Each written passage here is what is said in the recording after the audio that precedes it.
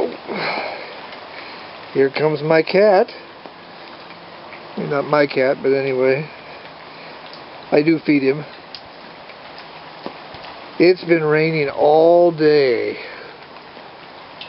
here in the high desert.